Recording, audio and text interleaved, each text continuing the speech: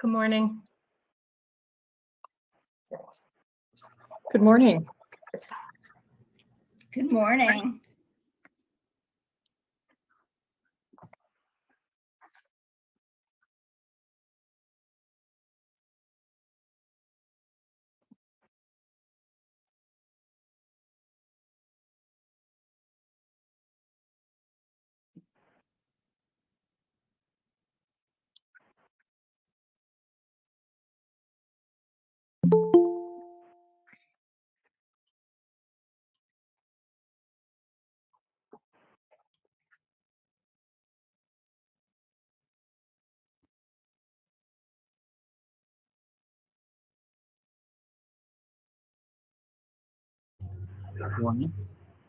Good morning, Mark.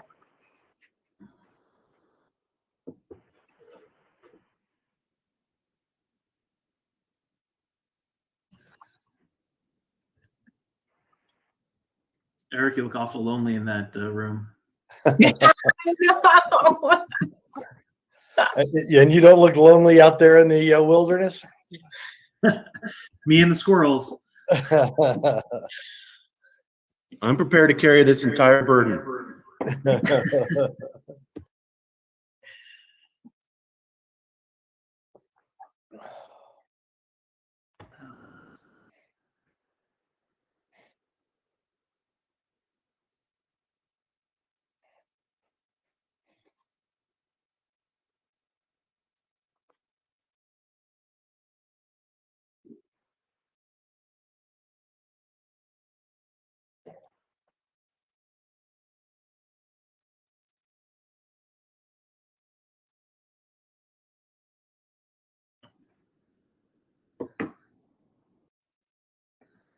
Eric, do you have colleagues joining you today?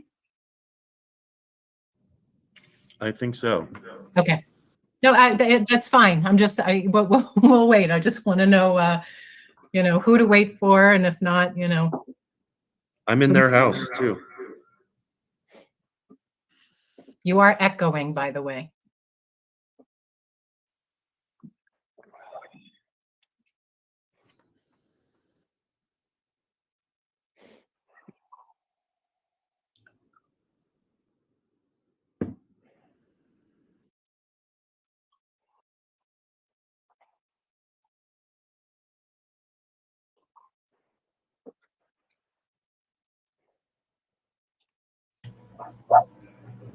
Morning. Morning. Morning.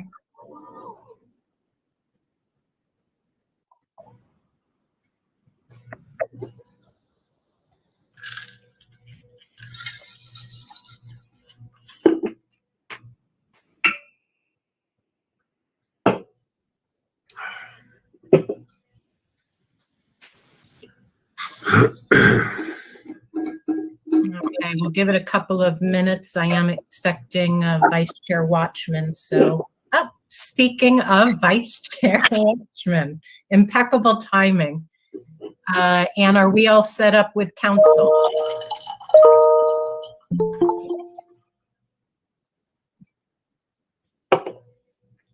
Okay.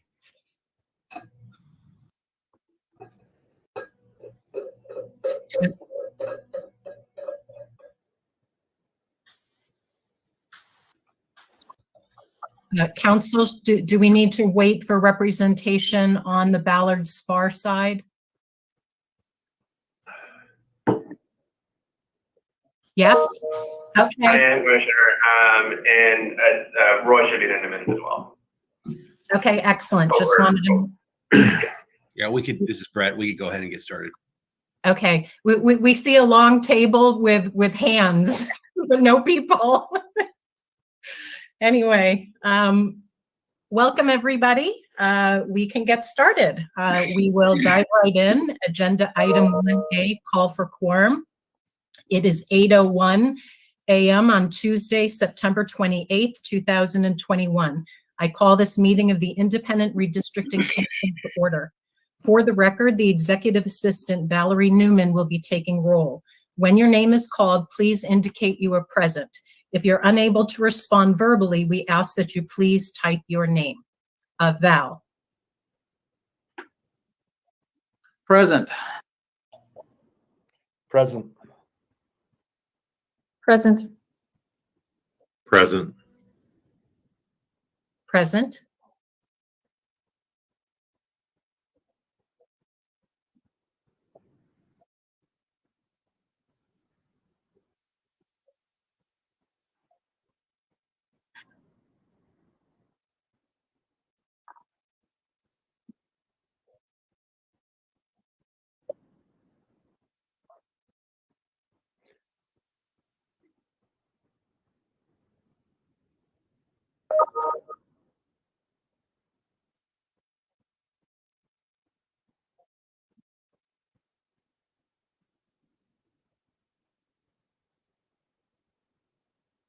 All right, thank you, and welcome team and public. Please note for the minutes that a quorum is present. Agenda item 1B, call for notice. Val, was the notice and agenda for the commission meeting properly posted 48 hours in advance of today's meeting? Thank you. Agenda item 2, approval of minutes from September 21st, 2021. We have both A, the general session, and B, one executive session in which we addressed agenda items 7A and B, legal consultation regarding the Voting Rights Act and applying that information to creating majority-minority districts. Is there any discussion on the minutes, general session and E-session? If there's no discussion, I'll entertain a motion to approve the general session and executive session minutes from September 21st.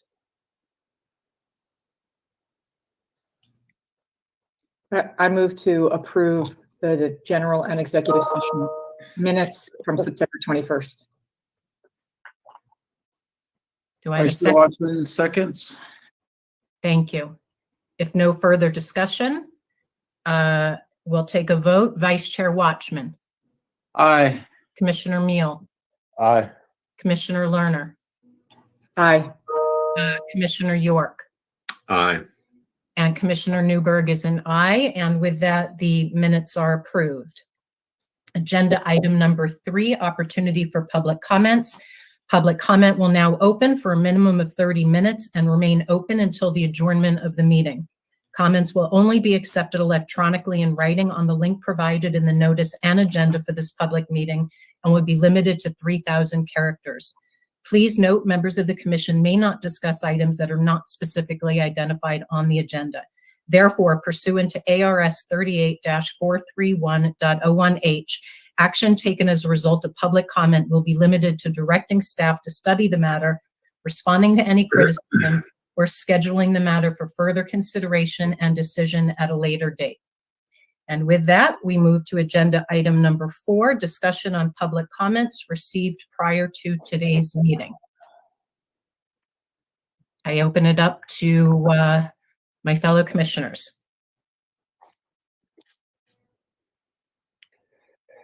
This is Commissioner Meal. There's obviously been a lot of people that are concerned about the difficulty of doing maps on our redistricting software.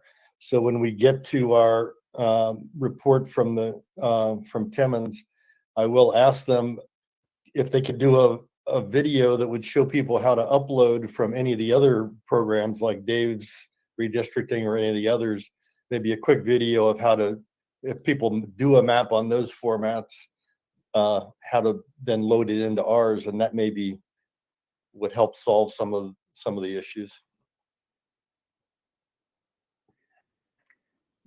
You're spot on, and mapping is prepared for that.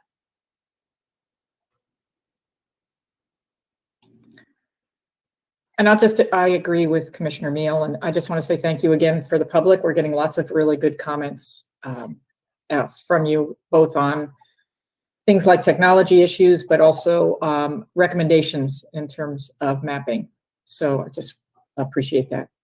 And we are taking a close look at all of the comments.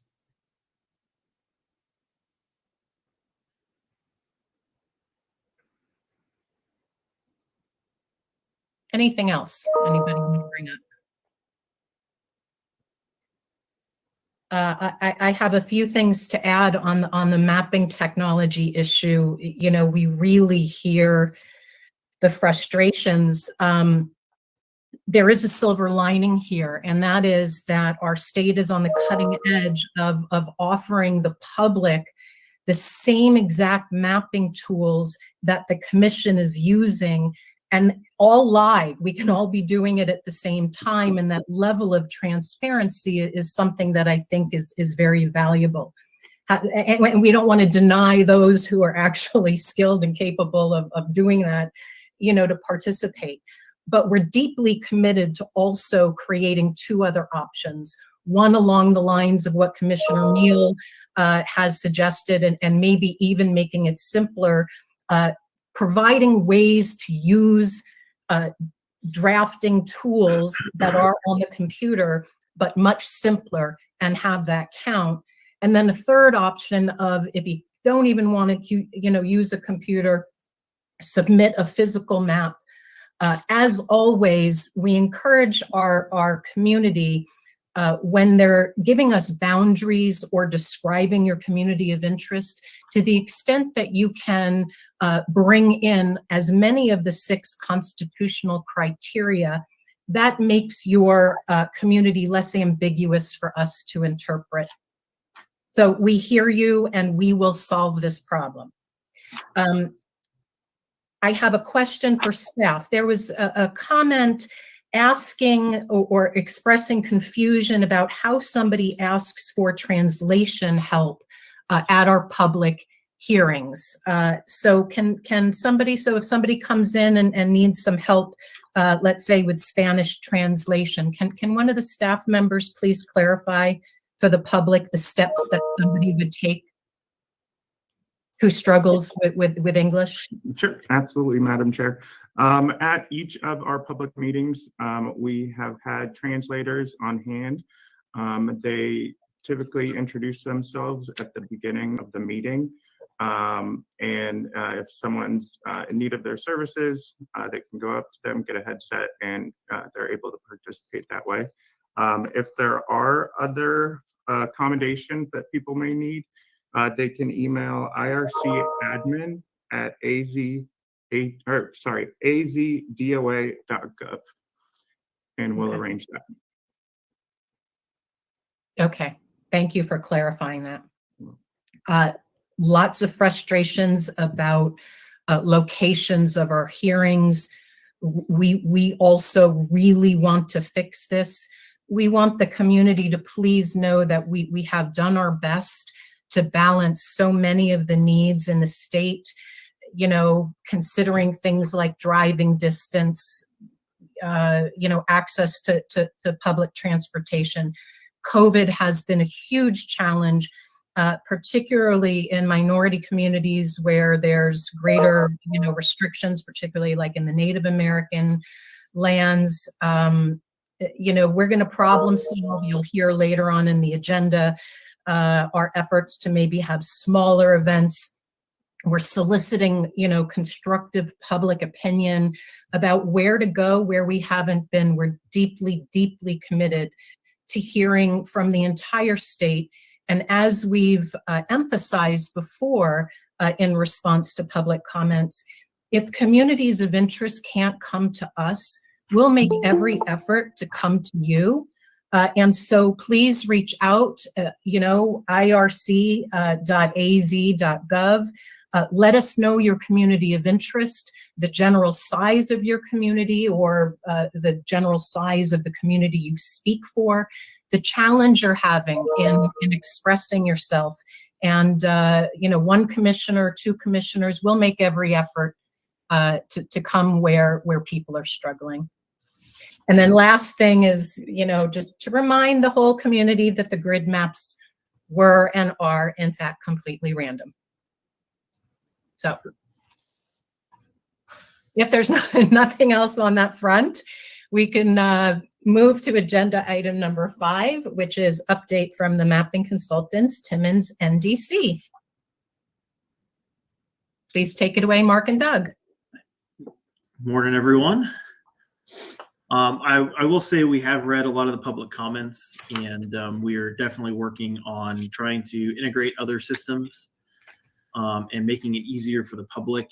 And today I got 3 different things to show you live on the screen, importing different data sources, so allowing the public to be able to use whatever tool they want to use for mapping and importing it into the Esri system.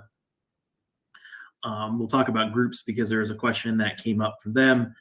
And then at the very end, we'll talk about, I think, being able to build a single district has been a topic for a little bit. So we have solutions, and the last one we have an idea, and the solution will be in place very shortly. So let me take it away. Let me share my screen with you guys. I guess before I do that, we got 20 published maps so far, so that way you're aware of that.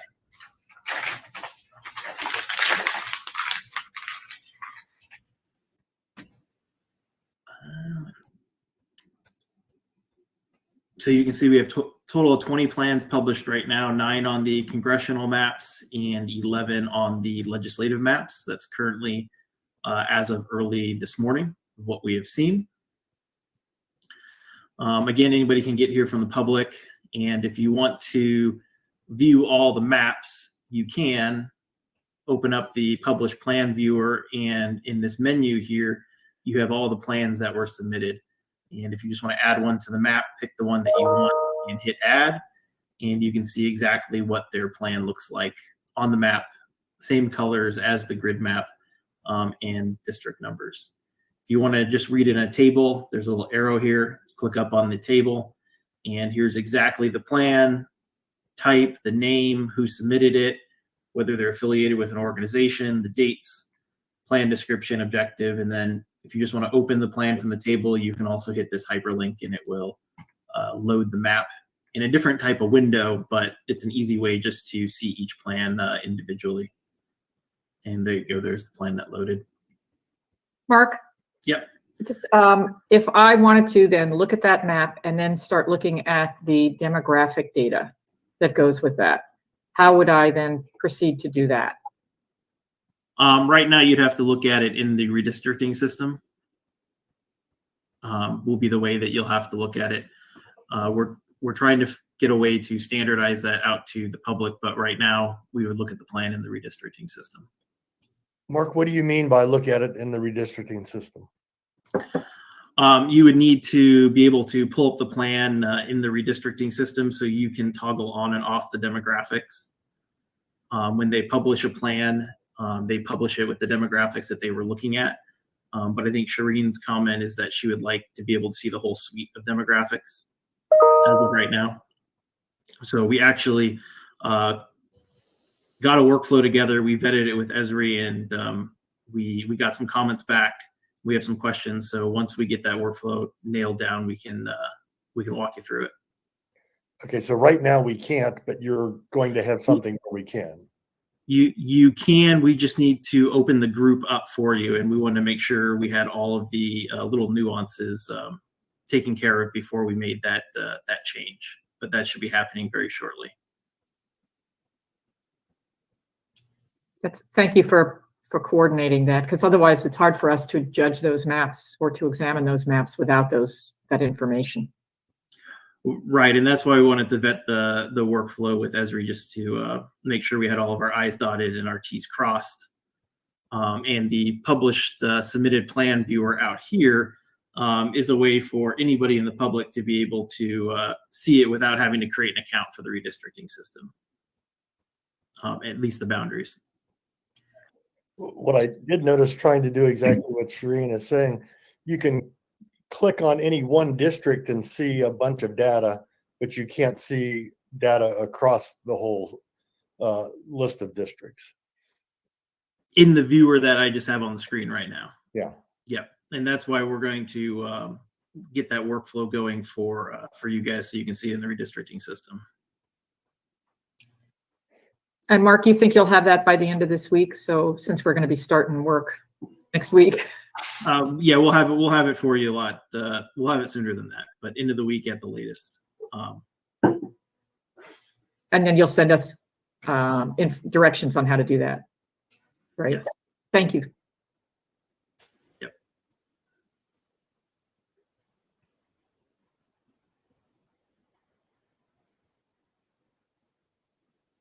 Any other questions?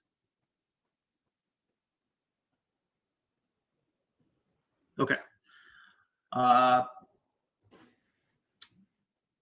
So a couple questions that came across. One big one is, how do I import data in two different formats, whether it's a shapefile or whether it's a fixed text format? And a lot of people have mentioned Dave's redistricting. Not here to give it any credence, but a lot of people have mentioned it. So if you want to use Dave's, there's a way to do it. You build your map exactly how you like it. I've already built my map here on the screen. So I've got all the districts the way that I would want to turn it into IRC. So once you've done that, you click this little export map button. And the way that you have to save it out of Dave's redistricting is to use this very first one, block assignment as a CSV, a mapping of census blocks and districts IDs. You'll notice there's no shapefile output. So we need to use the first one, which is block assignment, hit export. And it's going to give us this block assignment CSV at the very bottom. So to use that, what you need to be able to do is go into the redistricting system. We were doing the congressional map, so pick the congressional template here, hit OK.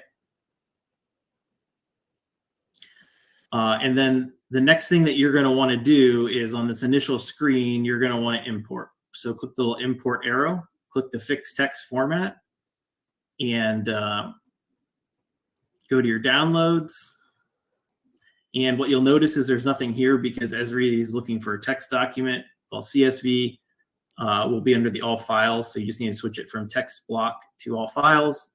Here's the block assignment CSV that you can see I downloaded out of Dave's. And I hit open. And now this is where you just want to set it up 2020. States, obviously, Arizona. You want to leave it together as the county, tract, block, group, and block. Don't change that. District caption, you keep it as district. Import format is the block and district. And then you can see here is a preview of the first lines, which is correct. So really the only thing that you need to set when this window opens is you need to open up the states folder and you need to click on Arizona 2020. Hit OK. System's going to analyze the file. And then once it's done analyzing, it's going to give you back whether it found any problems or not. Quick report, you can see there's no problems detectable. So we're going to say, would you like to continue with import? Okay. And now what it's going to do is it's going to read that CSV per block and build the district map here.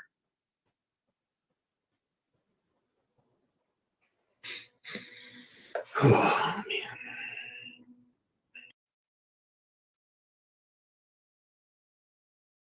And there's 12,000 pieces of the geography it's trying to stitch together, so it'll take a second.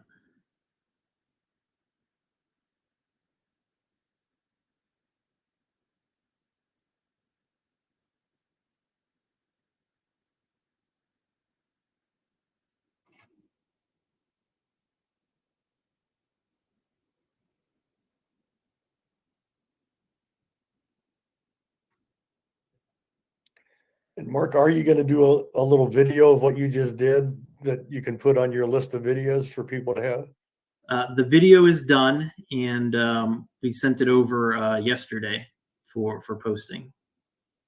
So this exact thing you'll be able to go back and view the video for. Thank you.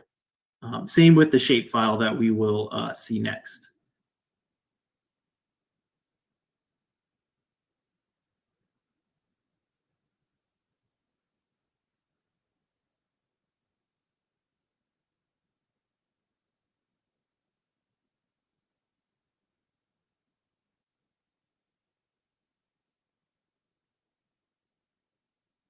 So once it finishes putting all the blocks together, all it says is give your plan a name. So we can say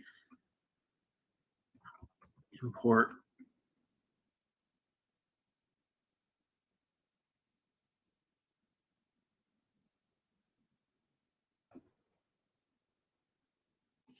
hit OK.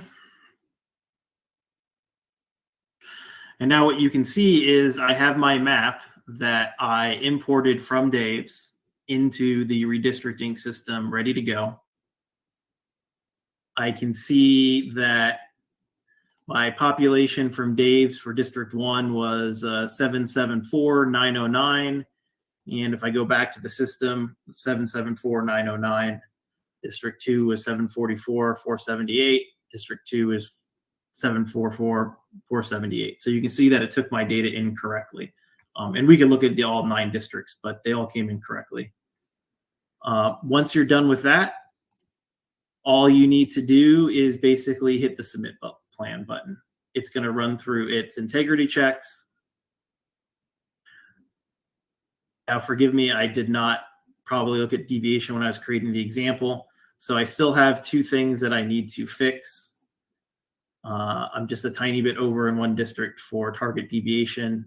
And it says I have District 4 has 5 parts.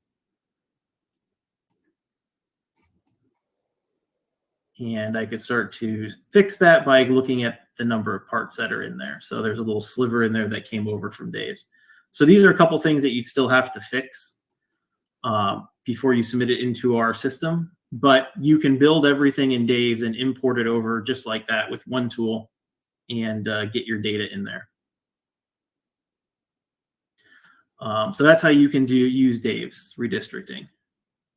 If you do import it, make sure that you always submit it, because just because you imported it and saved it under your account doesn't mean it was submitted to the commission. Any questions on Dave's?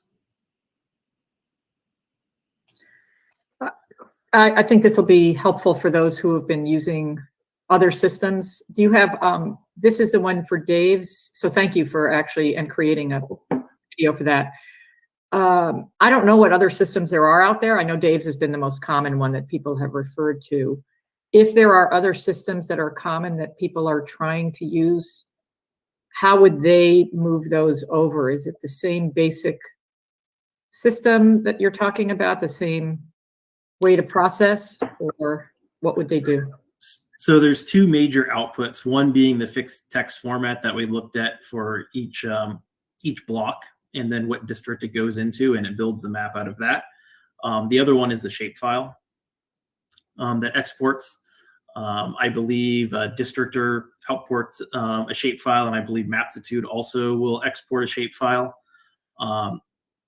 There could be multitude of other tools that the public's using. And basically the thing to look at is either it can export a shapefile, or if it can export this fixed text file in that format, it can be inputted into the redistricting system. And I'll show you what a shapefile looks like in a second. But those are the 2 formats we can input. It doesn't matter what program they use to export the data from.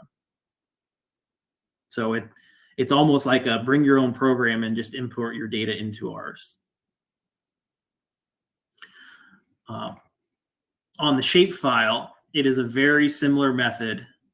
So if we came in here and you picked the congressional districts, and I might be able to reload this and get to the first screen. Let's see. Yeah, here we go. So say I wanted to bring in my shapefile for a congressional district, and I did not, I just created this and loaded in and signed in. Click the grid map template, click OK. Same thing as before. Here's my grid map template. File menu, which should be open automatically when you load in. Go to import, click this time using shapefile. And the 2 ways it can import a shapefile. Zip file is preferred. So where it has all of your data in it. I actually didn't mean to click through that. Hold on. So zip file with all the 5 files that make up a shapefile in one zip. So remember, a shapefile is really 5 different files stitched together that makes your geography. Or it can have all 5 of the files listed separately, and you have to highlight all 5 of them. For this example, I have it in one zip file because I think it's a lot easier dealing with just one file. Click open. Same thing. I want to open up the states folder. Say I want Arizona, county, tract, block, group, block, district. Then you want to say what field is your district field that you're calling it. In this one, it's district, but here's what my shapefile has. And then here's the first few rows of the district field. So you can see 1, 2, 3, all the way up till 9. It's just showing you the first couple. I hit OK, and now it's going to create my plan from the shapefile that I just uploaded. And this is in response to Maptitude and some of the other software pieces that are out there. And Mark, you have a video on this one as well. Yep, that was submitted yesterday too. Thank you.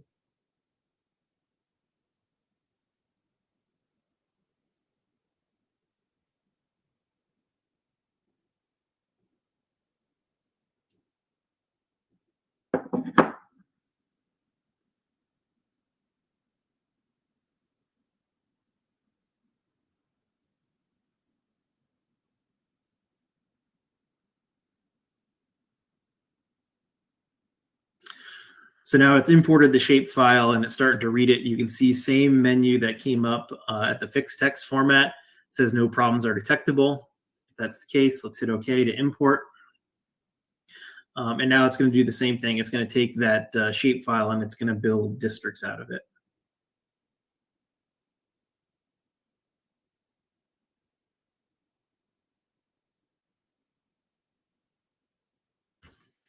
You can say test shapefile.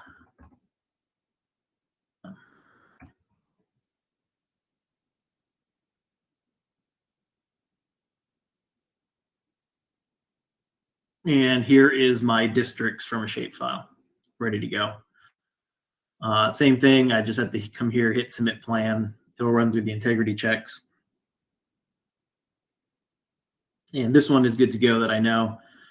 You can hit OK, and then basically you can submit your plan from there. So that's pretty easy just to bring in a shapefile from whatever source that you want. Before I jump to doing groups, is there any questions on this?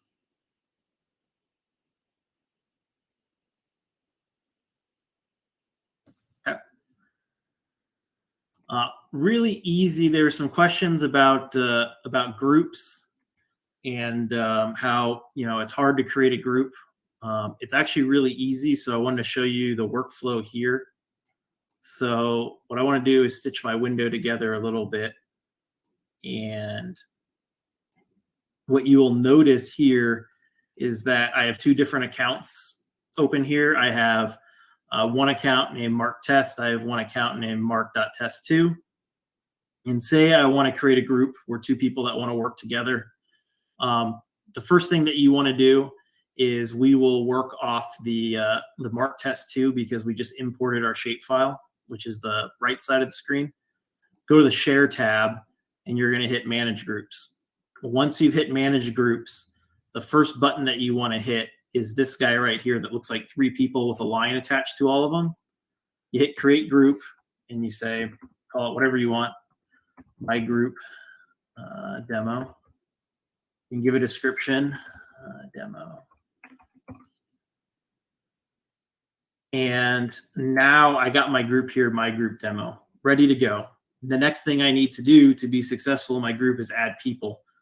This person button here that looks like a person in a contact card, that's your Manage Users button. Click it. And now I can go and find my other account.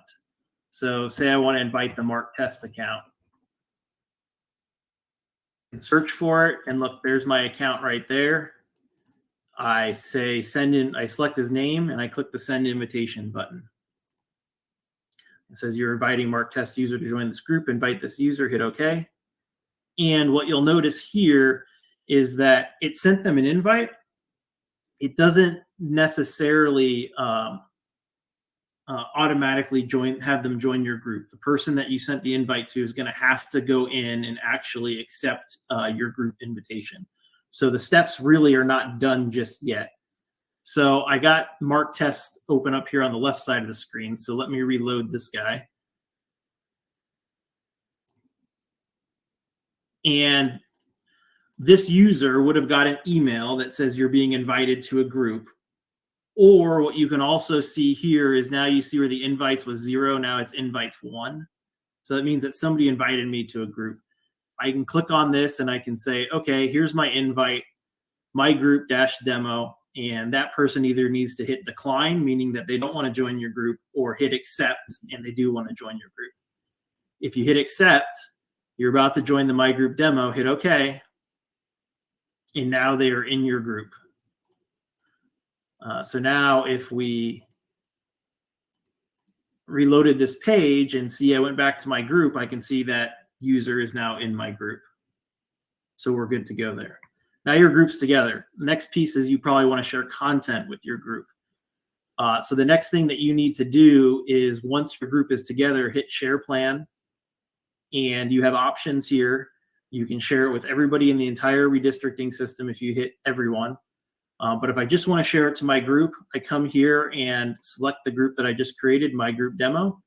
And then I decide if they want to have read access only, so they can just see what I'm doing, or I can give read-write access to it. Just be cognizant, if you give somebody read-write access, that means that anybody in your group could edit your plan. So make sure that's something you want to do before you hit read-write. Say we only want to do read-only. We hit OK. It is now shared. So if I'm Mark Test and I want to open that shared plan, I can go open. I can do shared plans. I can see here's my group right here. And here is the plan that I just got shared as a person. And I can open it. If I chose the read write now when I opened it, I could just start editing it just like I was the plan owner. So really easy to share plans.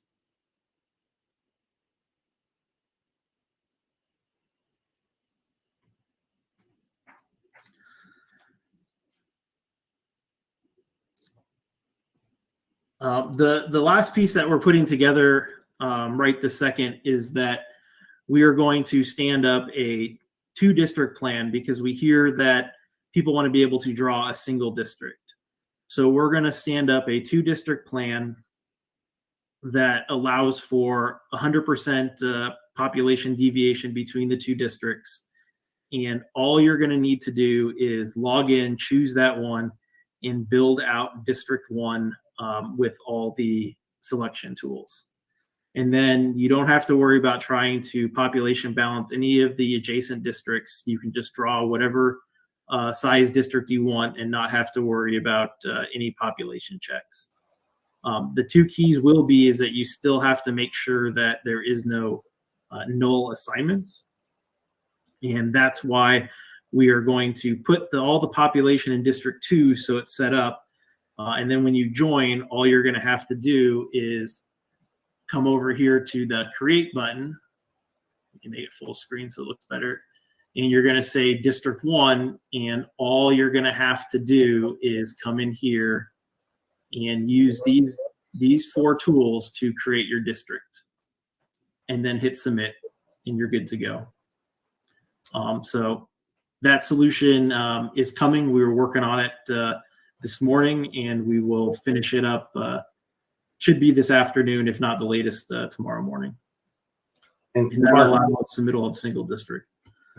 Mark, this is Doug. I was just going to add, just so residents who want to do that understand, they'll be responsible for making sure the district they draw is population balanced, whether it's a legislative district or congressional district. The user will have to double check that, because to make that work, we have to turn off the automatic checking. So just it's a great tool. Happy to see you guys do it. Just so residents know they have to do one more step of check that population number themselves, because then it'll let it through whether it's balanced or not. This is great, Mark. And will this also be a short video for you to put together? Yep. Once we enable it, we'll make a short video of it.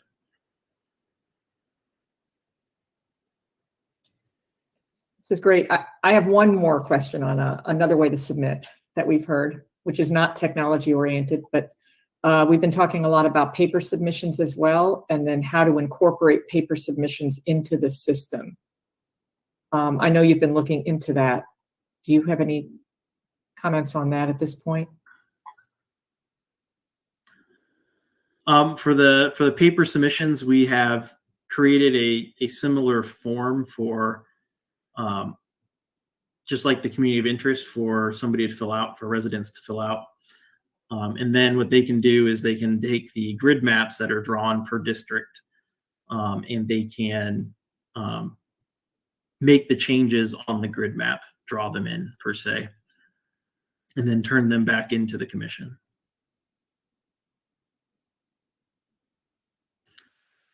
And then once they've come in, we can group them together in like areas and present them to you. Great. And are those available now? Are they somewhere up for people to, and where would they be, or where will they be once you get them ready? So the grid maps are already, I got a lot of tabs open. The grid maps are already here on the redistricting hub. So if you launch into the redistricting hub like this and you hit the grid map button, if you just go navigate to at the very top, download grid maps and reports. And here is all of the maps in PDF or JPEG. Pick whichever one you want. Congressional broken down by district is here. Legislative is broken down by here. So let's just pick one. Here's legislative district 11. So you could print this out. You could say, well, I don't like these two blocks here. I'd like to keep them in district 11. And you could, notate that on the map via pen and write a description of why you want to include these two blocks. This is great. This is giving the public a lot of really good options now. And I appreciate the fact that you've worked really hard to try to address a lot of the concerns that the public has been expressing. The other thing that we have for you is the PDF of the entire state is very large. So if you want to download a smaller one, download the JPEG one. The piece that I will say is that if you want to do, large swaths of land, the large PDF is great to be able to do that. But to do really detailed work in, say, the metropolitan areas, I would really stress to download the PDF per district. Because at this level, it's very hard to get into the fine details of, say, Maricopa County. So, here you can see some, but I would really stress to go and pick up the other individual ones where we can see roads and a bunch of other stuff. Because the more detailed that you make your submittal to the commission, the easier it is to interpret for the commission. So, really good way of saying that you want to make changes is by using street names. So you got baseline here. Say you wanted to carve this little section out here and not have it part of your district. You could say, I would like to remove from District 11 baseline road to the I-10, and whatever road up here is, I think this is Southern, and then coming down, this is probably 40th Street, maybe 32nd Street. Mark, I have an important question. I think there's some confusion. In the ESRI mapping tool, can we see the Democratic Republican leans as we're creating districts to see, to compare competitiveness? Yes. I need to jump to a different screen. Okay, sorry. Are we good with the paper based? Okay. Hold on, I got a lot of tabs open. 1 second.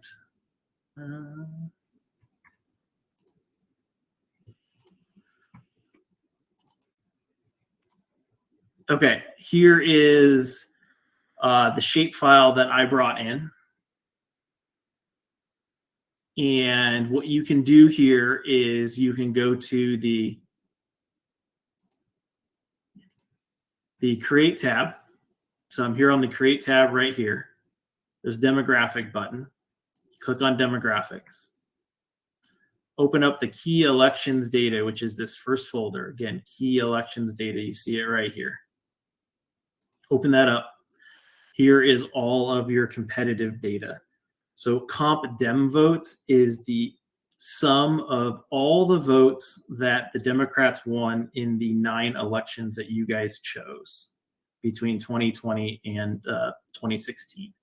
If you turn on the sum, what you can see here, and I know it's a little faint, so I can click OK.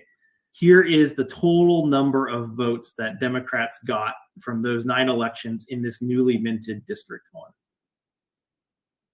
But what you can also do is you can come in here and say, I just want to look at the percent. So if you turn on percent, and let's say we can turn on the same thing for the Republicans, sum and percent,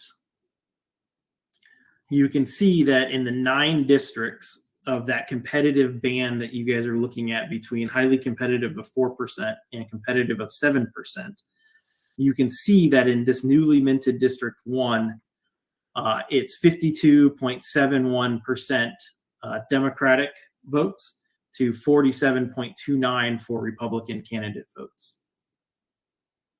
And is there an additional tool that we can look at the number of swings in elections? I recall having that data available to us. While you're live in the redistricting system, I'm going to get rid of the sums for just a second because I think the percentages might be easier for what we're doing here. If we scroll down to the key elections data and we come down to President 2020, has both parties here, all the way down to all 9 elections to President 2016, Democrat and Republican.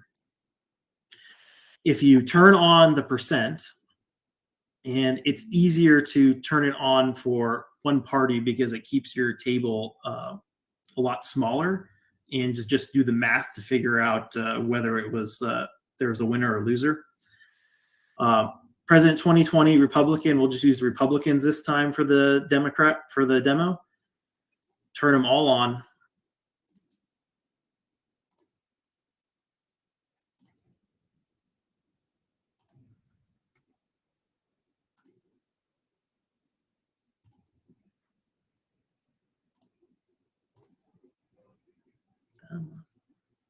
Okay, we got them all on now.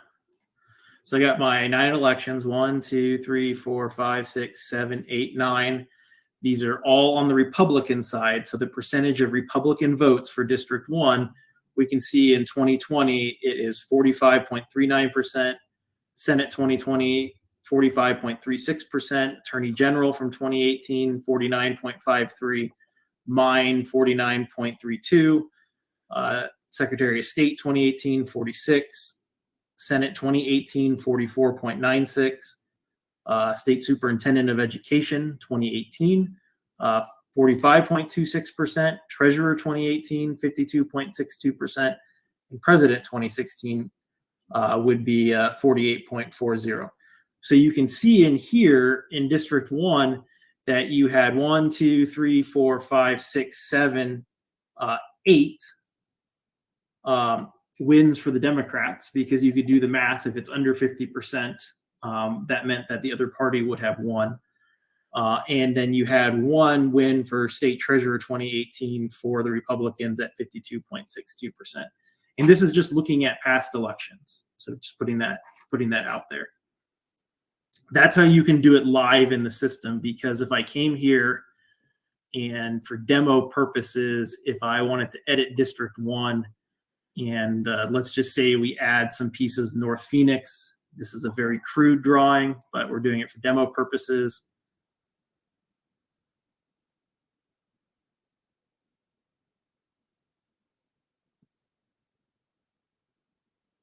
You can see all those numbers now started to change. So now you got, a little more competitive. Attorney General 2018 went from somewhere in the high 40s to now 50.21. State Mine Inspector from 2018 was somewhere in the high 40s. Now we're at 50. So that's how you can see it as you're drawing the map. And it's as granular as really zooming in here and picking census blocks. So if I just chose one more of these little blocks here to add, you can see that it just slowly starts to change the table. We're looking at a very small concentration of votes at the block level, so you're not going to see massive changes like when I just drew it as a square. Mark, this is Commissioner Meal with a question. Yep. Are your percentages, are they ignoring any third-party candidates so that the R and D add up to 100%, or is there a gap sometimes? I can do that, Mark. So it's just the Republican and Democratic candidates. So all of them would add to 100% between the two parties. Yeah. If the percentage is 50.1 or higher, that candidate won. If it's below 50, they lost. Okay, thank you. And if you didn't want to do it in the redistricting system for the grid maps, that is also the same data that is published here, where you can download the competitiveness metrics in either Excel or PDF. And that is how this competitive box over here is tabulated. Could you go through that one more time on how to find that box? Yes. If you go to the hub,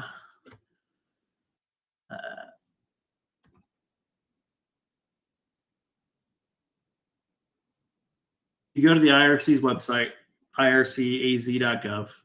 You go to maps. Here's the link to the redistricting hub, so really easy to find. Here's the homepage of the hub. You click on grid map. There's everything about the grid map.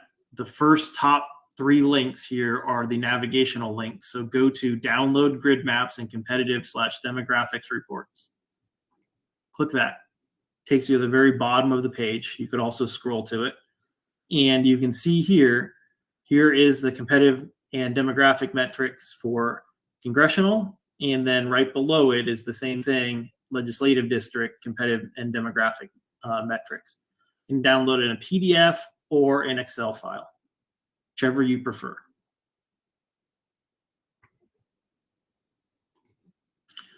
So if I opened one of these up, which we were looking at already, blow it up for the screen. When you look here at the competitiveness data at this far block, this is where we get this data and how it is generated from the table that's in the redistricting system.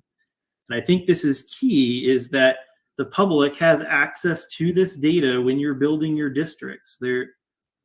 And you can see it live as you're building the districts and exactly how it will be shown in competitiveness metrics for the commission to consider. So the competitiveness metrics, remember, it's a count of how many times a Democrat candidate would win or how many times the Republican candidate would win per those 9 elections. So in District 1, there was 8 Democratic wins and 1 Republican win.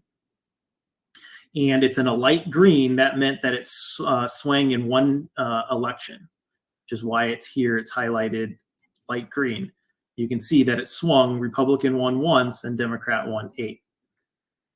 If it was dark green, that means that it would swing in more than one election, so 2 or more.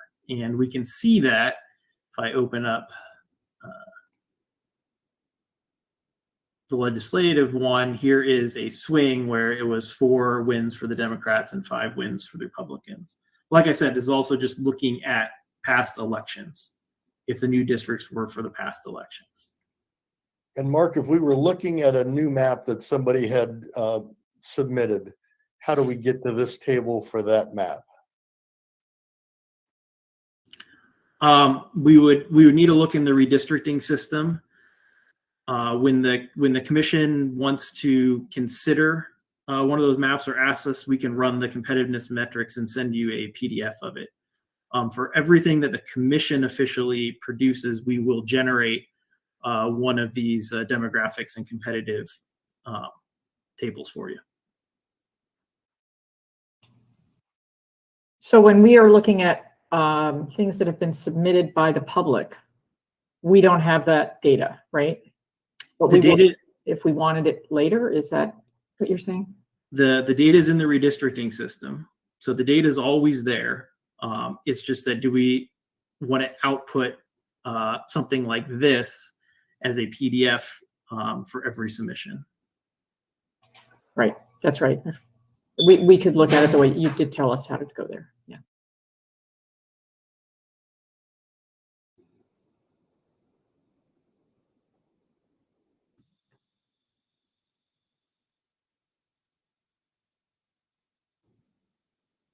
Did that answer the question about competitiveness?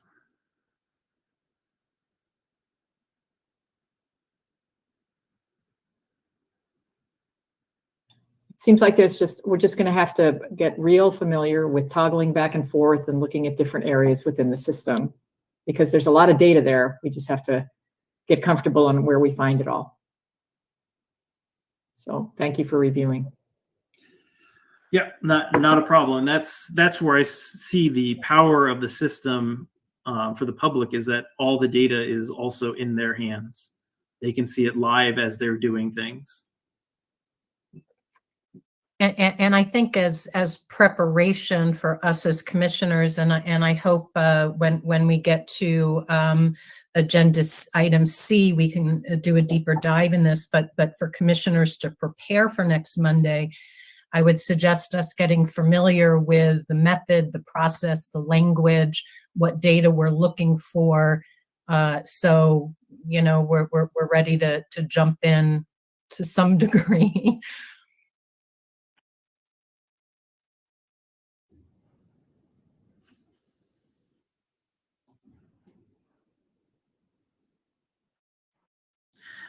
And I will say about the competitive metrics, you can download it off the website, but even the public can go into the redistricting system and use the live redistricting templates and see all the competitiveness metrics down there and all the demographics, and pull in more than probably is listed on that PDF. So there always is that that available methodology and route. So if I just loaded a map here and say we're just using the congressional one, no, I don't want to recover that right now. You know, here is the approved grid map. You can do the same thing. Mark, you're not sharing right now. Sorry, my fault.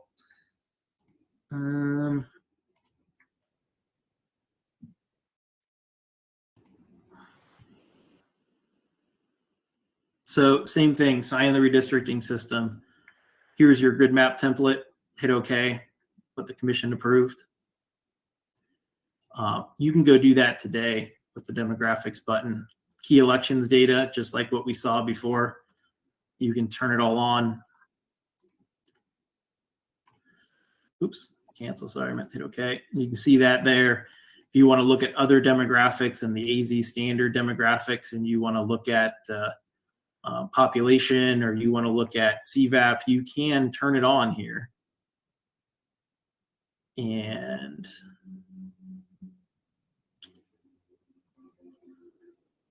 it is all at the power of your fingertips.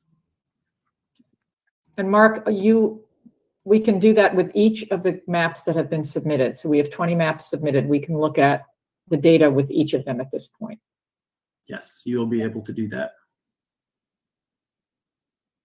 Because if I just go file open, I can go to, here's at least my plans that I've done some testing on, that I could bring it in and start to look at it. So if I wanted to look in the Dave's import plan, I could bring it up, hit demographics, and I could pick whatever demographics you wanted. We'll pick demographics instead of competitiveness this time. And here we turned on CVAP for Hispanics from 2015 to 2019. And you can see the total here. Turn on. And Mark, when you're in this redistricting spot, can you pick somebody's plan that's been submitted? That is the workflow that we were vetting with Esri to get it there for you. Yes. So And that today, is- no, tomorrow, yes. yes, that's capability that we're going to get turned on.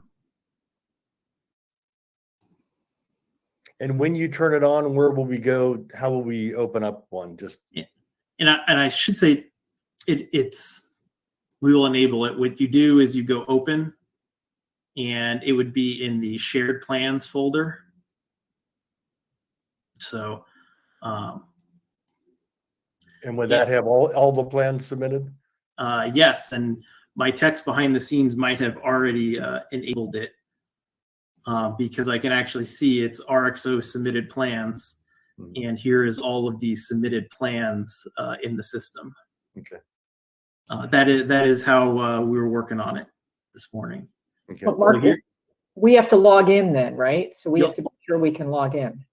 You have to log in if you want to see the demographics and the competitiveness data and interact with that table.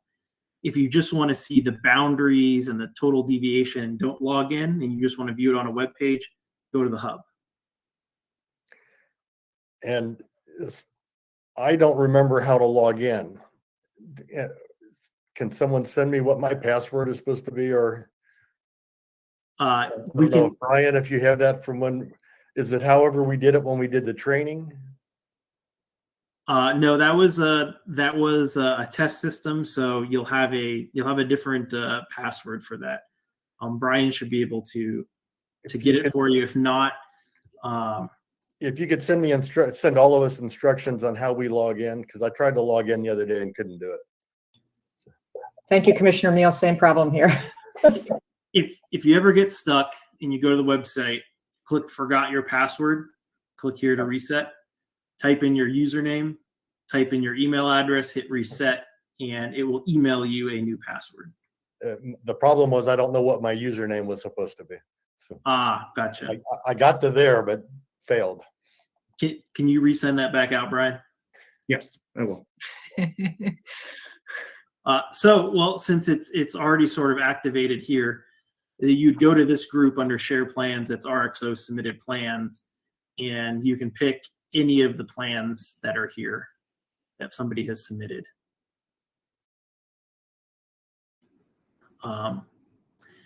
So you can see if I just want to pick one, here is my best attempt to address the requests I heard in Yuma Window Rock review at least 2 corners. I don't think 2 legislative districts make sense. If that's the one that you wanted to load, here's somebody's submitted plan. You can hit open.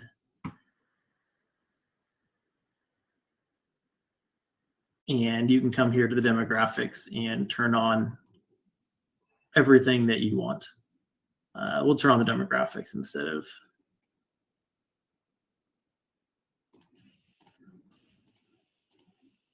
So there you go. There's your demographics that you were looking for. That would be really for somebody helpful. else's plan, Yeah. not mine. Thank you. Yeah, you're welcome.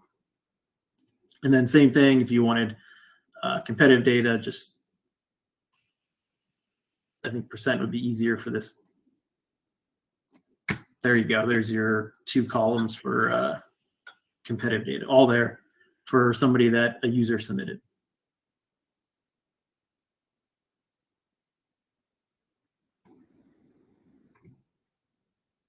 And this test account, has the same basic privileges, so it's nothing special.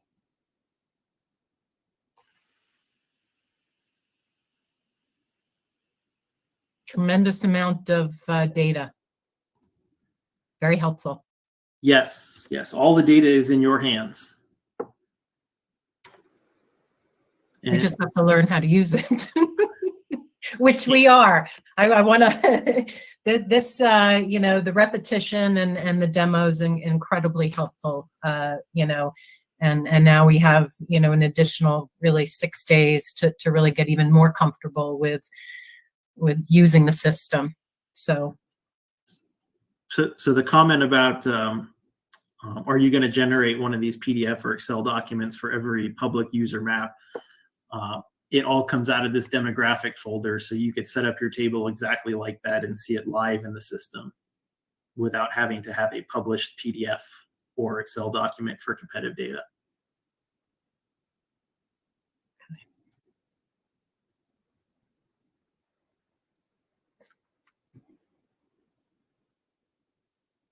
Okay. Any other questions?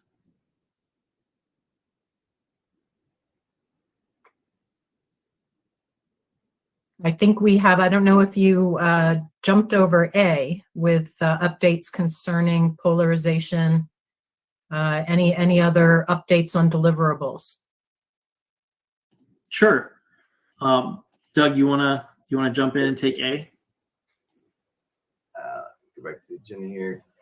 Yeah, so on the polarization, what we ran into is dealing with Arizona's voter files have been an adventure because Arizona doesn't keep voter files from each election. They just have the current file. So that took a lot of data processing to figure out how to best do that. We have sorted through that, actually finished it all yesterday of getting the databases together.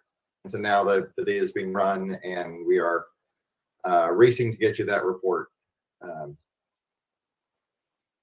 Obviously, trying to get that public by Monday and over to legal to review as soon as we possibly can. There's some unanticipated challenges were particularly tough in terms of what data was available, but we're through that now and working on getting the actual numbers and report for you. Okay, great. Thank you.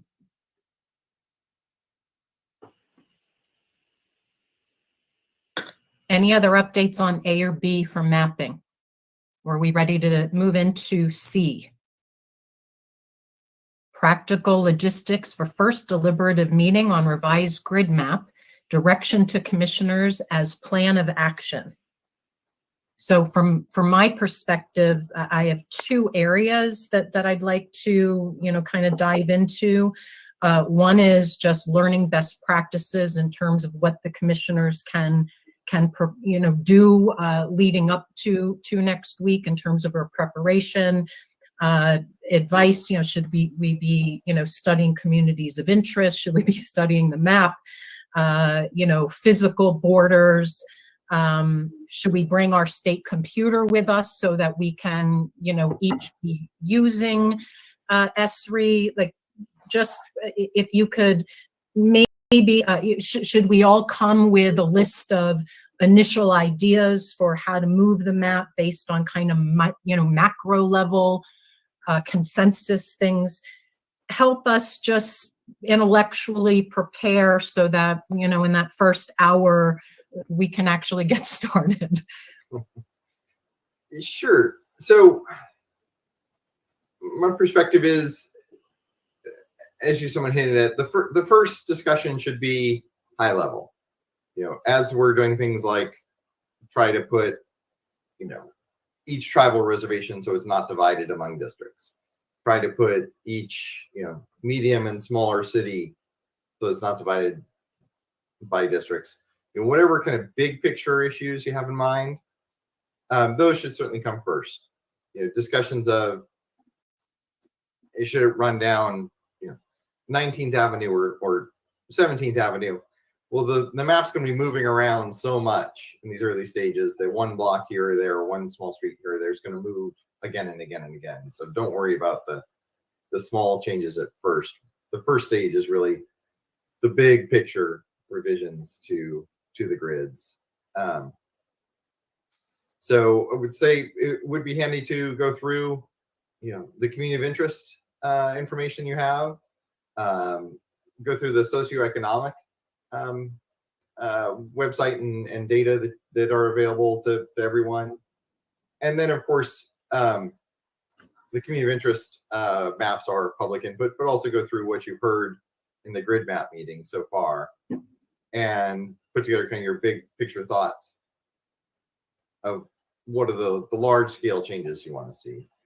And some of them are tougher questions. There are a couple of cities that are split by county lines. They're the eternal Arizona question of, do you follow the county line or the city line? And if the city, which side does that city go into? Those kind of bigger picture questions are what you want to focus on first. Because the smaller little neighborhood edits will be very important down the road, but those neighborhoods could move again and again and again as we make the bigger picture changes. So that would be kind of, and then the thought, we were talking about this a little bit ahead of time, is really for each commissioner to share your big picture thoughts. And we'll see, where there's general consensus. Obviously, those will be on the list. And then where there isn't, most of them, our suggestion will be, let's draw both. So you can see, so each commissioner can see what they want to see. As we get farther down the line, there may be more like voting of the commission to make a decision as a group, whether you want to go down a new path. But at this early stage, it's better just let's draw them, let's get them on the table. And as we've talked about before, the thought is the commissioners will ask to see things. If we can do it quickly live, we'll do it quickly live. Most of these big picture changes we'll probably have to go away and work on. Make sure each tribal reservation is not divided, and then population and balance the whole map after that is a big project. So that'll take time. So then we bring back the result, show that to you, and that's actually when the vote would happen, is the commission would vote to say, do we incorporate this proposed set of changes or change into the main map, and cite why that is. Sorry, just weird feedback. And then as you go along in this process, you'll start to get more fine tuning, smaller scale changes that you're focusing on, and that's when you get into neighborhoods and go down this street or that street question. One thing just to give people a heads up too, in this process is working on the congressional map. We'll probably look to get it, within 1% or so, each district within 1% or so balance. That last percentage, it's the last mile challenge. Getting from 1% off to perfect balance takes hours. And so there's no reason to do that when the map's going to see 20 more changes down the line. So we'll be working to get it close enough that we know we can get it to the required perfect balance. But these interim maps won't be perfectly balanced. They'll just be really close on the congressional side. So that's just so people aren't surprised by that. In terms of logistics and bringing computers and things like that, I think it probably would be handy because, as we mentioned, we'll want, you'll be pulling a lot from what you've heard in the community of interest submissions, and perhaps also looking at the socioeconomic data that you can zoom in and out on using your computer. So probably does make sense, but mainly it's to put together your thoughts of what you want to see and be ready to discuss that with your fellow commissioners and to give us instructions. Well, and it sounds like it's also very helpful for commissioners to be looking at the demographic data. We spent quite a bit of time, learning from our state on who our population is and where they are. And this is a great tool to be able to take that early learning into a very practical level. Where do you see us drawing in the competitive part too? Should we be, as we're looking at some of these big items, should we be also including the competitive piece at this point? Yes, it's an interesting challenge of when to bring it in, and we're completely flexible on that. I always remember in 2001 during the litigation, the judge actually instructed the commission to draw the most competitive map possible and to start from that. And the later courts reversed that direction. But what we ended up with was 4 districts that's connected Scottsdale territory with the Navajo Nation. Because you can draw these wild seats that connect a Democratic pocket with a Republican pocket and ends up competitive, but all 4 had a single census block wide connector between the nation and Scottsdale. So, it can go to a somewhat outlandish extreme. So we can jump right in, if we actually can show the thematics on the map of where, the Republican and Democratic lean. But it can come in whenever. There's often public input about you're not looking at this yet, or you're looking at this too early. It goes both ways.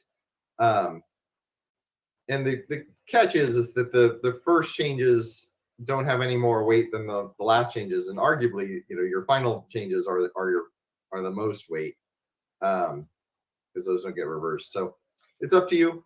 We can look at that, but it does at least in our experience, we found it helps to have at least a general sense of things that you naturally would consider a significant detriment. If dividing the Navajo Nation in 4 pieces and connecting them all with Scottsdale is pretty clearly a significant detriment to other criteria. So it's probably worthwhile to get some of those pieces in place before you start making competitive adjustments. But we do want to do it early, and we do want to make sure we give it the due process that it deserves, certainly. So, Well, and I think, Commissioner Lerner, can I just make a point on that? Because I do envision, because we have, made it clear that we want each and every direction to be connected to the constitutional criteria we're using to make the decisions. In some ways, in my mind, balancing those criteria throughout the process makes sense and helps us, potentially get to better decisions.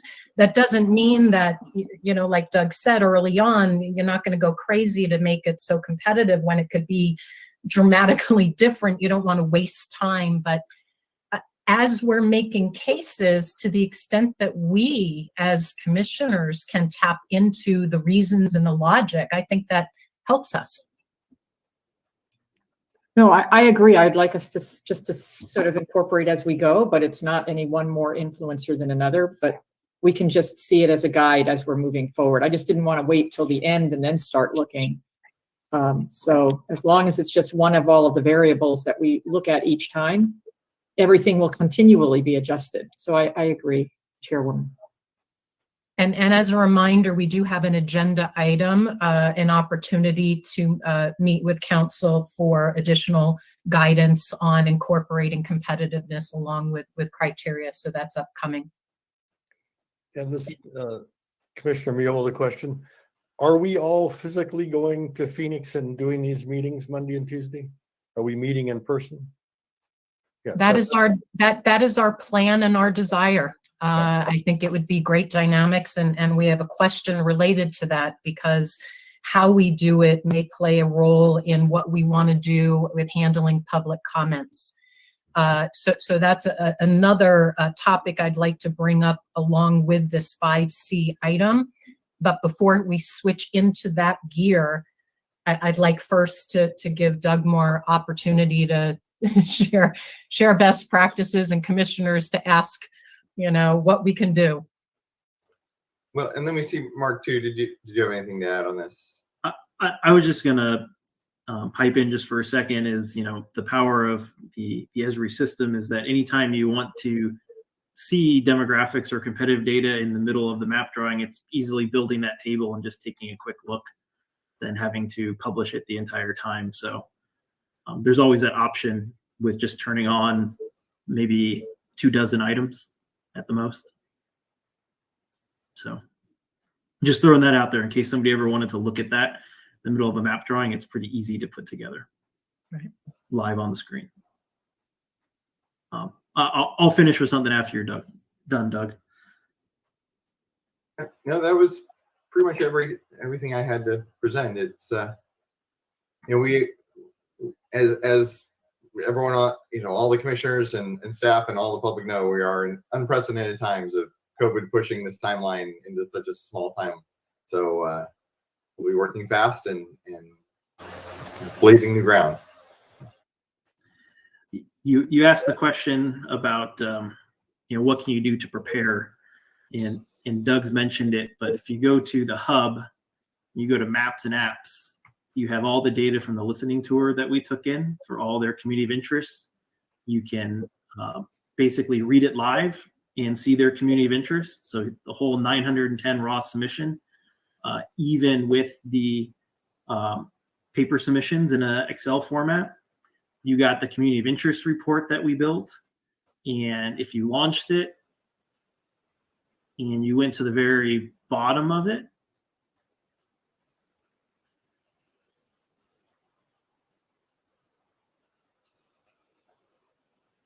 paper forms. So here's the 243 comments that you guys got back from the paper forms at the listening tour. So you can easily download it, and it's loading on my other screen, otherwise I'll show you. Here is the raw data here that you're welcome to read through or see it more graphically on a map. Social economic app, all the demographic points for the entire state that you could go look at. So there's a lot of data that you could ingest now before Monday. So it's all here at your fingertips, and it's even at the public's fingertips because this is all public.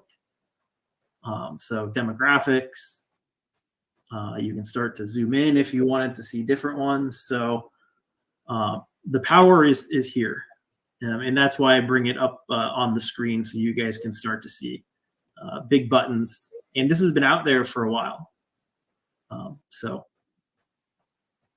And believe it or not, I actually found it user-friendly. So I encourage people to have an open mind. And then the last thing that we added here to the bottom of the maps and apps, the state demographer, the gentleman, the name's escaping me right now. Remember, he was talking about the Atlas of Census data from Esri. We actually grabbed the application from Esri and added it to the bottom of your maps and apps if you wanted to explore anything like that he was showing you. It's a little slow because it's a lot of data.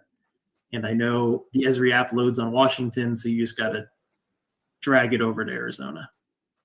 So if you wanted to see what he presented to you, it is also here available. Arizona, there we go. So that's it. That's all the data pieces that we have there. If you wanted to look at the submissions, redistricting system, explore published plans, and here are the 20 submissions that we have to date already. And if you want to view them on a map, you can click on here. So lots of data for you guys to consider. And like I said, everything here is available publicly, so you, the public, can go download that too and see the exact things the commissioners are looking at. I just want to say it's an impressive amount of data, and it's easy to get into a rabbit hole with it, where you just keep going and looking at it. I will say the one thing that here is nice when you're considering it, because I think this is a big win, is that if we started out here with the grid maps for congressional districts, the one that you approved, you can see all the districts are symbolized. 1 is red, 2 is blue, 3 is green, etc. Right, for 9. I come in here and I load somebody's submission here. What you can see is we've kept the exact same coloring for the districts as you did for the grid map.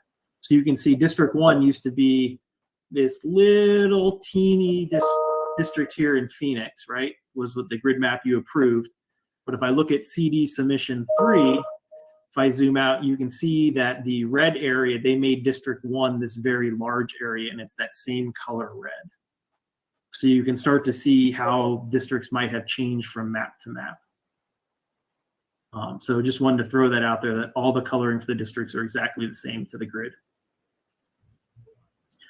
So even if I pulled up a different one, I got rid of this one, and let's just look at CD4. We can see red, again, is always District 1. So you can start to compare things that way. And if you click on it, counties are showing first. District 1, here it is. Right now, the population, the deviation is 857 from perfect. The total population is 793,754. So That's pretty good. And if they left the demographics on, you can start to see, here's the demographics, voters, here's your competitive graphic, competitive measures, etc. So a lot of data out there, just like you said.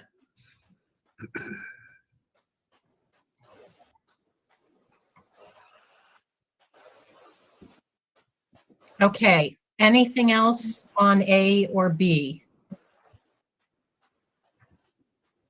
We have a decision point, a decision to make. I'd like to be able to talk a little bit about how we want to handle public comment during the mapping phase. It's a little unique.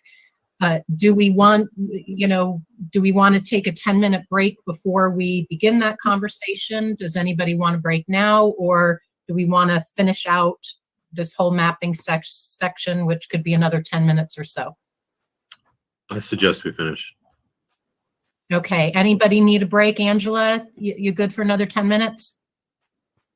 Okay, excellent. So as we're thinking through, how we've been accepting public comment up to now, because we haven't been meeting in person, we have been, accepting it electronically. I don't know what to expect during the mapping phase, the volume of public comment we could possibly receive. I know when things are, very meaningful, the public is really paying attention. You recall that there were certain junctures where we received an enormous volume of public comment.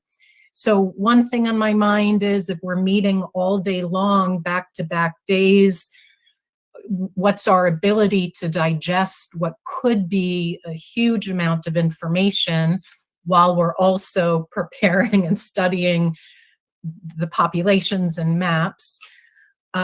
Another alternative, given if we're meeting together, maybe we go back to the old-fashioned way of how public comment was made. We invite people to come and physically present.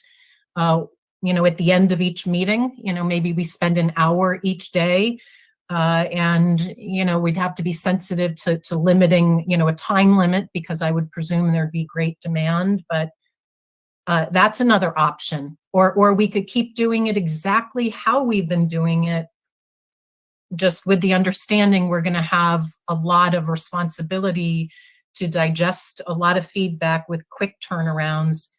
And then I also, in the back of my mind, wonder, the distractions of the public comments. If it's during the daytime, is it going to be primarily just hearing from a very narrow group? And of course, we've worked so hard to try to have an equitable process of receiving data. So those are the kinds of things that I think we need to kind of think about and make a decision, because it's Monday. Initial thoughts. Well, this is Commissioner York. My initial thoughts is that our current method is pretty flexible for the public. Maybe at the end of our sessions, we allow an hour to review comments that have been made for that day and make and evaluate some things we need to work on. I don't know. So you're suggesting stick to the electronic submissions, and then allowing ourselves at the end to evaluate them at the end of each session instead of the next day. By staying electronic, you really do stay democratic, where everybody can submit or anybody can submit, and we're not fighting for how do you allocate time among people that would like to say something. So I like staying with the electronic, and I think deciding how we want to review comments is a good idea. Are we going to be having the public sitting in as well? They just maybe won't comment. I like Commissioner York's idea as well, of looking at it at the end of the day, to kind of see where we are before we move on. We may not be able to get through all of them, but we could at least get a sense of things. Will the public be able to be there while we're also working? Yes, we were planning to have a large enough venue where the public can come in and participate by watching and visually seeing. I think that in and of itself is also a wonderful message in terms of our transparency. And that's really why, I guess, in the back of my mind, I'm thinking if people come and make the effort to be part of a democratic process, being heard, can feel good. And it's in some ways extending the hearings that we're doing by providing a different format. But you know, if people are satisfied with the electronic version, you know, I'll defer to the broader group here. And Chairwoman, don't forget that, you know, it's going to be a chore producing these grid maps. It's going to be, I mean, the draft maps. It's going to be a grind. And we're then going to follow that with 15 or 20 public meetings. And there's going to be significant changes from those draft maps to the final. So I think the opportunity for the public to personally stand up and speak is going to be that next round of meetings, which are going to be extremely active. And I welcome that. But I think that's the right place to have people stand up and talk, not while we're trying to, you know, plow our way through this first draft map. And I also think we have, with having this first meeting on Monday, we have kind of a pilot right there. And we can see how this works on Monday. And if we feel that it's not getting us the information we need, we can adjust after the next meeting. But I think we could test out this, taking a look at the electronic at the end and seeing how that works. Yeah, Madam Chair, this is Derek. I agree. Monday will, you know, understand the process, but I like Commissioner York's concept of going through the day.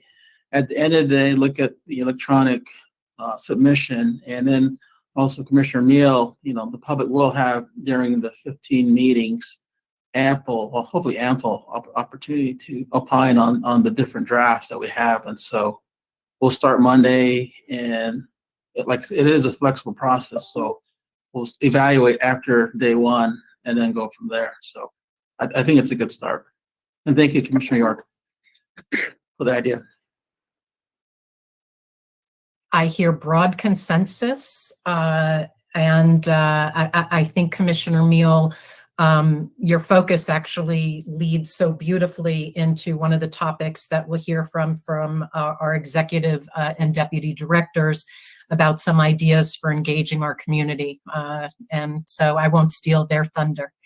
But it sounds like we'll approach this with, you know, public comment per our normal method of opening it up at the beginning of the meeting, closing it at the end with, you know, an explicit decision to carve out time at the end of the day to digest the information as a commission.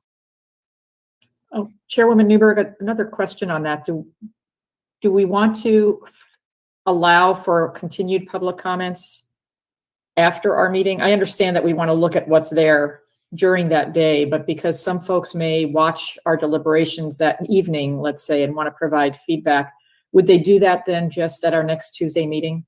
They could add that? You know, it's problematic to leave. You can't leave public comment open if a meeting is closed. So we have to close the meeting. But the public is able to then switch gears and go onto our general link, and they could submit feedback as an email. They could submit it through that electronic, you know, public comment. And then they could also go on to the mapping hub and submit data through there. So there'll be plenty of ways to reach us, and the meetings will be long, so people will have lunch hours and all of that. I don't believe we need a motion to approve this, given that it's pretty much business as usual, but legal, if I'm mistaken on this, it's procedural, you'll let me know. That's correct, Madam Chair. You don't need a motion and a vote. Okay. All right, thank you. If there's no other discussion, I'm going to propose that we take a 10-minute break before we come back and dive into agenda item number 6, the Executive Director's Report and discussion thereof. We'll see everybody in 10.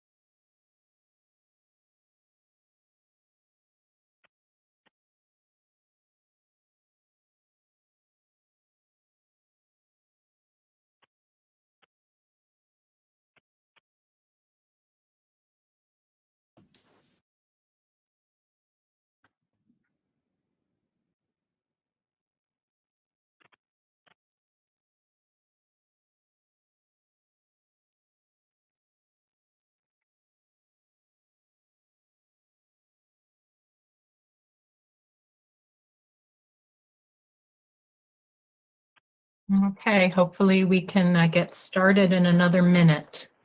If people can begin to turn their screens on, please.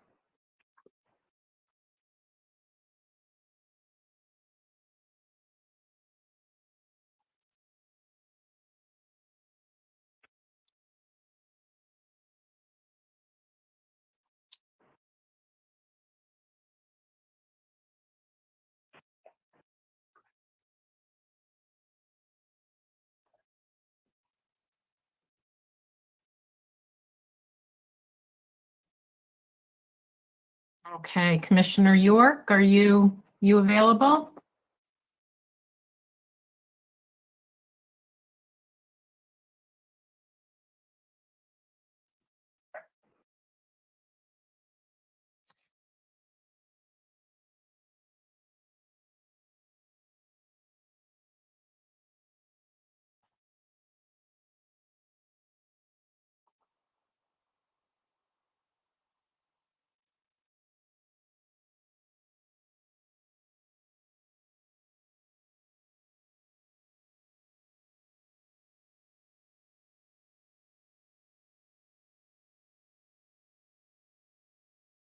Okay, we're almost there. We'll give it one more minute.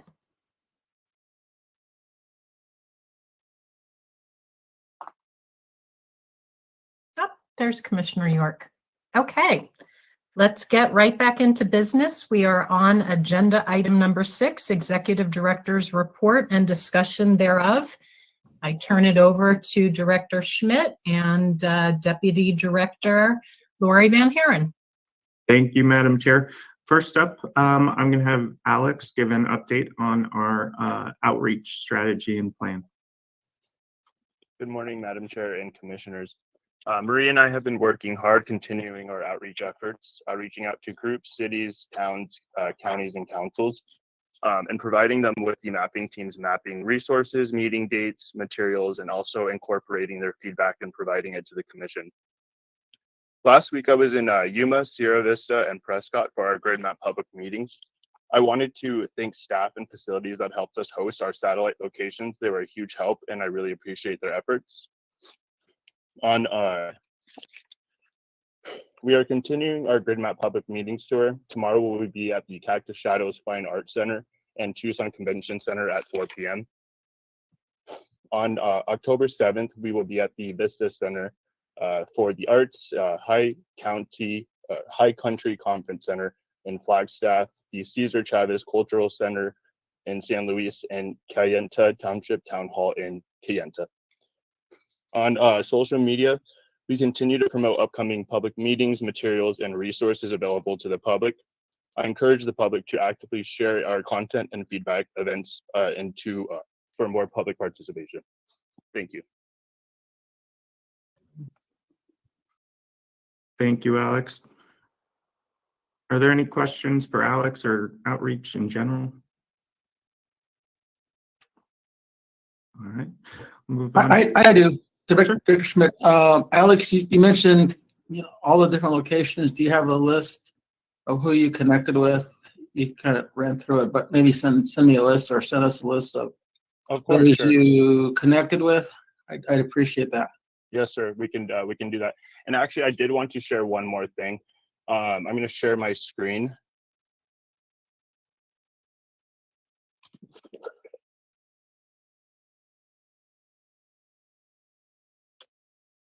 Can you guys see my screen? Yeah. Okay. I have created a link tree for the Arizona Independent Redistricting Commission. It's just another resource for the public to utilize. It's on the top of all of our social media platforms. So if you go to Twitter, Facebook, and Instagram, you will find it right here. If you click on the application or the link, it will take you to a new portal that provides you with all of our resources, upcoming meetings, mapping tools, reports, and then a way to contact staff. This directs individuals to just all the assets and resources that we are providing.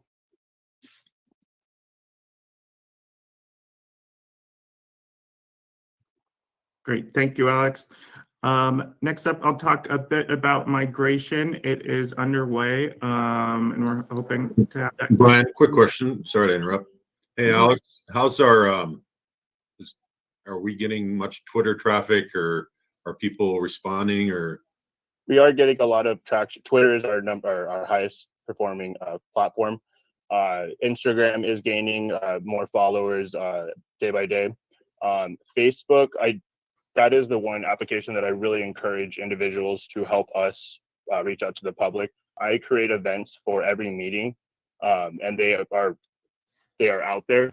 So if individuals can click on the event and have all the information to sign or to attend, and then they have the opportunity to share those events with their residents, their friends, and constituents throughout the state. That's fantastic. Thank you. Yeah. And just as a follow-up, Alex, thank you. I think it's great to see us out there as much as we are. When you said you have a list, I know you'll be sending that out, but about how many people do you think, or groups overall, do you have that you are doing sort of direct emails to? I want to say more than, I don't want to give you a specific number, but I want to say more than 300, 400. There's a lot of groups that we are reaching out to, and it's an ongoing list, but we will make sure to get that over to you guys.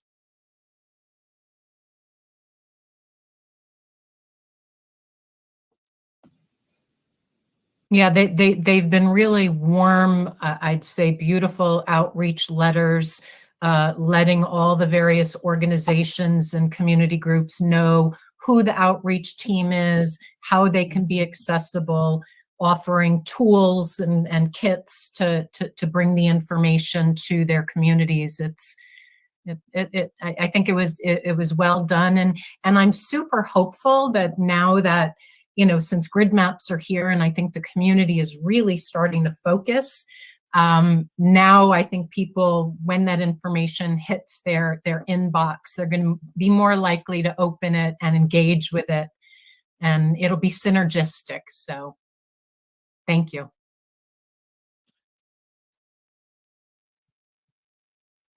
Is that all from the commissioners? It's an interesting 10 years later, right? What a difference makes from what it was 10 years ago.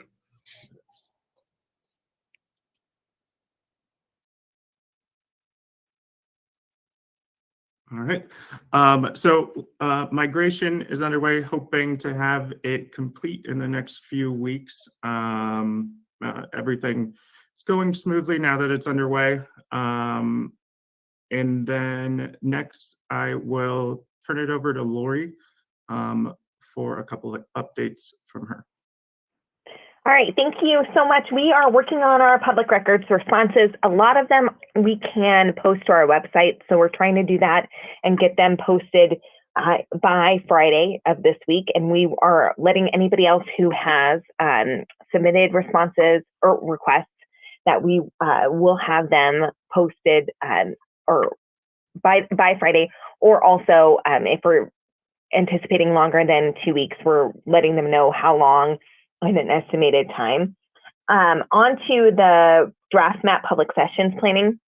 In preparation for the adoption of the draft maps and the 30-day public comment period, we've been working to solicit feedback from the commission and from the public at each of the the grid map meetings. We have been asking the public where they want us to go and what locations they want us to visit.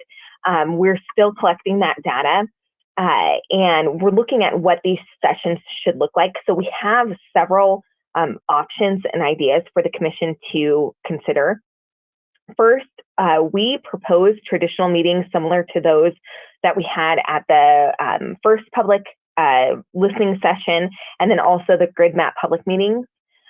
Second, we also have been able to work with our partners at the A&M and our IT partners with WebEx and Cisco, and we're able to get maybe 2 or 3 telephone town halls where people can call in using WebEx All they really have to have is a telephone in order to be able to call in, but they can also log in online through WebEx and be able to see any of the maps or the regional areas that they're discussing. And we can have those telephone town halls happen during this public meeting session and collect data that way.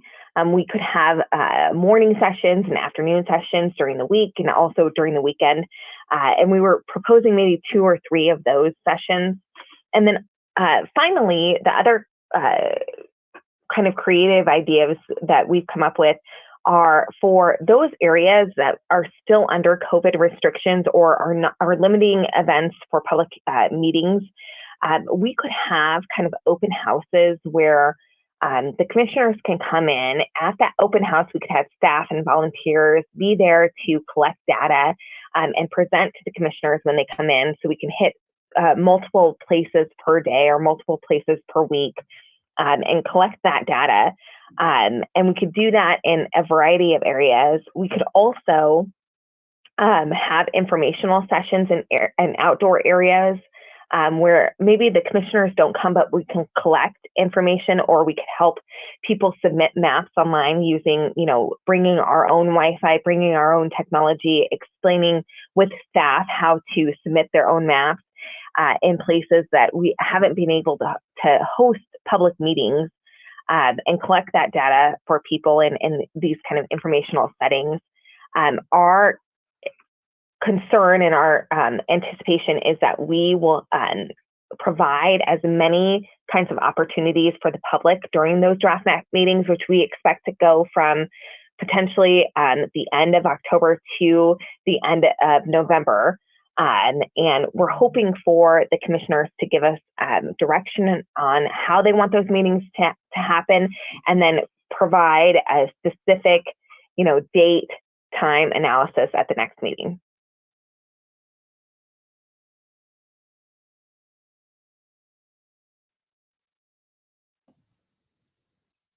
Thoughts, comments? I think it's, really creative thinking to maximize, the efficiency and the effectiveness of getting data and leveraging the commissioner's time. The telephone town hall, I think could potentially really tap into communities that we haven't reached in really an efficient way, without compromising the traditional methods, and much of this also needs to consider the pace with which our mapping team, can turn data around. That's also a big driving piece to this, that, the data is valuable, we're going to put effort into collecting it. So we need to make sure that we can code it, digest it, and et cetera.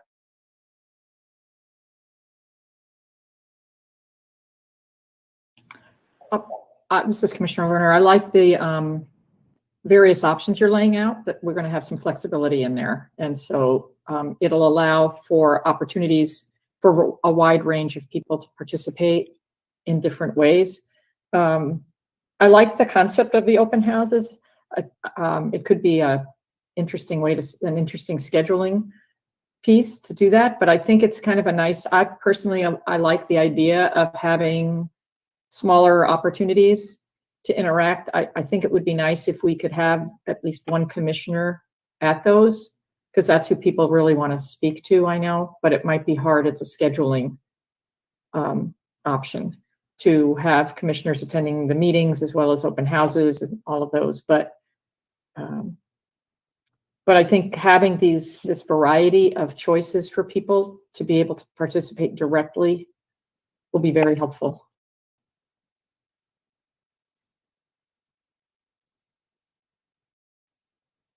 And even if the commissioner cannot physically be there, maybe there's ways to connect electronically, just when we think about the expanse of our state, the rural communities.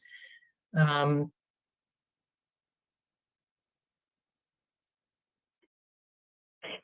we are hoping to, with the exception of anything that we have to do, maybe with the open houses where we're we're not necessarily having the commission be there the entire time, and we're having the public come in maybe for an 8-hour block and collecting data that way. We're hoping to stream all of these opportunities online and recording them and then posting them to our page.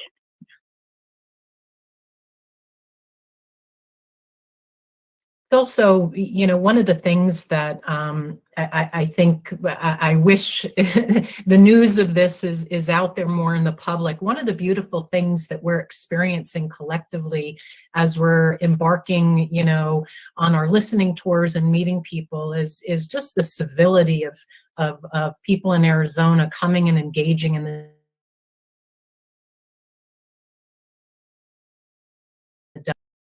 process. It's respecting the process, taking advantage of it. And these smaller groups just further engage people in the public who don't always see eye to eye, but maybe they're in a similar district or concerned they're going to be in a similar district. And it's what we're doing is we're encouraging dialogue, and we're in constructive civil ways. So in addition to the valuable data that we'll get, I just think that participating in helpful democratic building, you know, processes is also a great thing.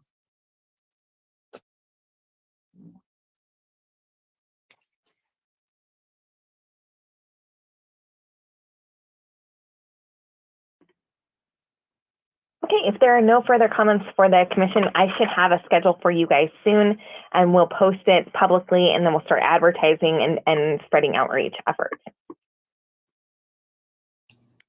Fabulous. Lori, just a quick question. Do we have a location for Monday's meeting yet? We have a couple of anticipated ones we're confirming today, and we'll post it and hopefully get information out there today. And you'll be clear with instructions for the public who can attend, if there'll be maximum numbers just with COVID and, you know, how that might work. Absolutely. Okay.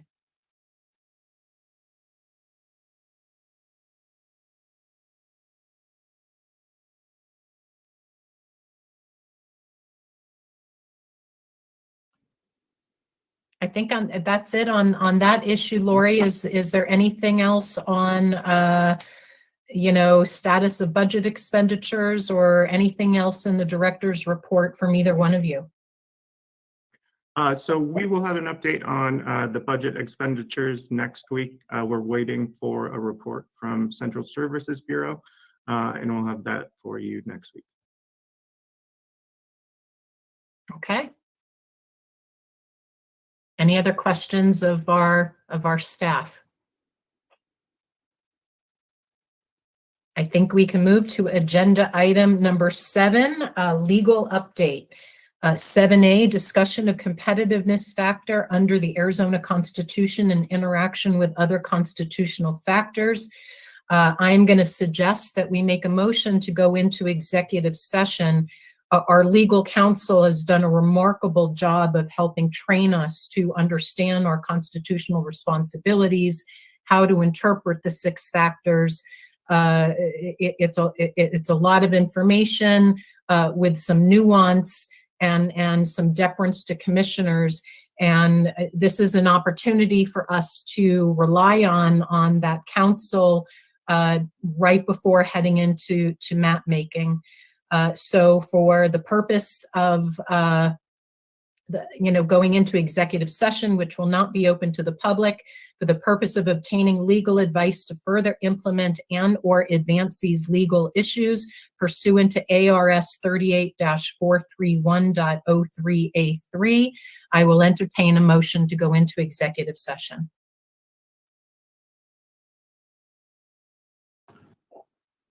So moved, Vice Chair Watchman. Do I have a second? Second by Commissioner Mills. Any discussion? Vice Chair Watchman. Aye. Commissioner Meal. Aye. Commissioner Lerner. Aye. Commissioner York. Aye. Commissioner Newberg is an aye, and with that, we will move into executive session with our staff and legal team. We do not expect this to be a lengthy process. Thank you.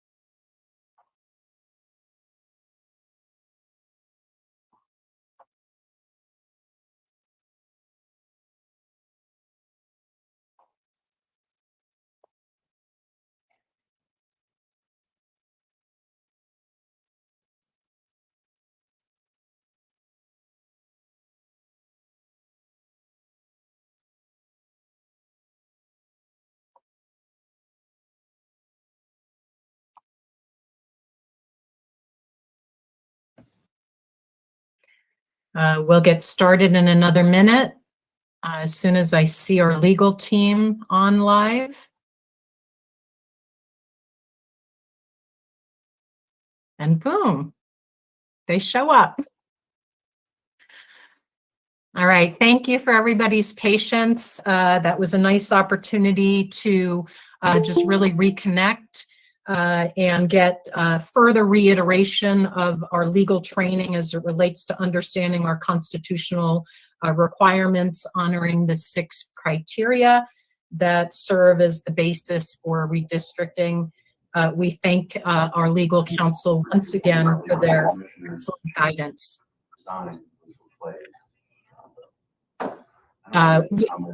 Somebody, I believe somebody in the legal counsel room is on a hot mic. Eric and Roy, you're on hot mic. Thank you. Okay, with that, we will move to agenda item, agenda item 8 is discussion and possible action on how to further maximize the commissioner's time during the grid map period. We had an extensive conversation during agenda item 5C with the mapping team. I don't know if there's any further questions or topics that any of the commissioners would like to bring up or the mapping team. My goals for that topic have been addressed.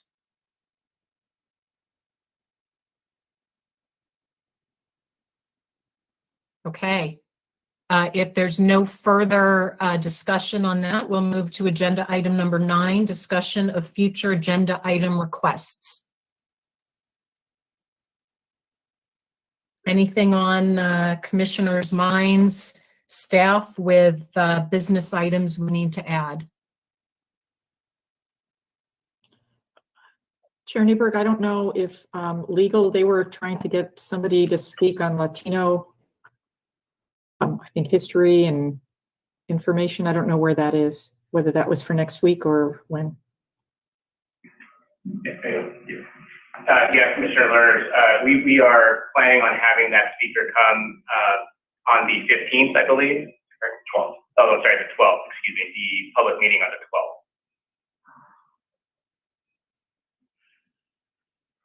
Okay, that's going to bring up a scheduling issue, which we'll come back to, but that's a future agenda item. I know Lori mentioned we'll come back, staff will come back to us next week with, further clarification on ideas for the 30-day review period, outreach and hosting ideas. Okay. If anything comes up in the next day or two, please reach out to staff for consideration. With that, we will move to agenda item number 10, announcements. I'd like to just reiterate what Alex Pena articulated earlier. We've got a bunch of hearings coming up with different locations tomorrow at 4 p.m. in Scottsdale and Tucson. On October 7th, we'll be in Surprise, Flagstaff, San Luis, and Kayenta. And so we really do hope the public comes out. And we also have our next meeting date, which will be our first deliberative meeting, October 4th, next Monday. I believe it's starting at noon and is scheduled to go to 6. And then we again will meet on the 5th for a long deliberative process meeting. That blends into agenda item number 11, the next meeting date. We may want to discuss October 12th. That was a meeting date that we did not put aside for deliberation because some commissioners were out of town. Does that mean that we're not available for any part of a business meeting? It sounds like our co-counsel Roy was potentially going to plug an academic in on Latino migration, political history.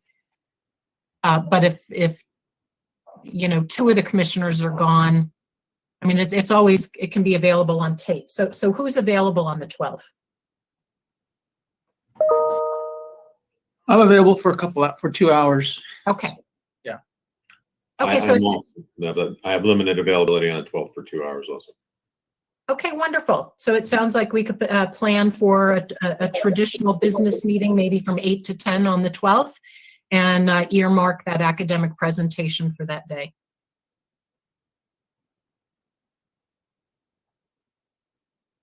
Okay. Agenda item number 12, closing of public comments. We'll now close public comments. Please note members of the commission may not discuss items that are not specifically identified on the agenda. Therefore, pursuant to ARS 38-431.01H, action taken as a result of public comment will be limited to directing staff to study the matter, responding to any criticism, or scheduling the matter for further consideration and decision at a later date. With that, we'll move to agenda item number 13, adjournment. I will entertain a motion to adjourn. Commissioner York, motions to adjourn. Vice Chair Watchman seconds. We'll do a quick vote. Vice Chair Watchman, Aye. Commissioner Meal, Aye. Commissioner Lerner, Aye. Commissioner York, Aye. Commissioner Newberg is an aye, and with that, we'll adjourn. Thank you again, team, commissioners, for another very productive meeting.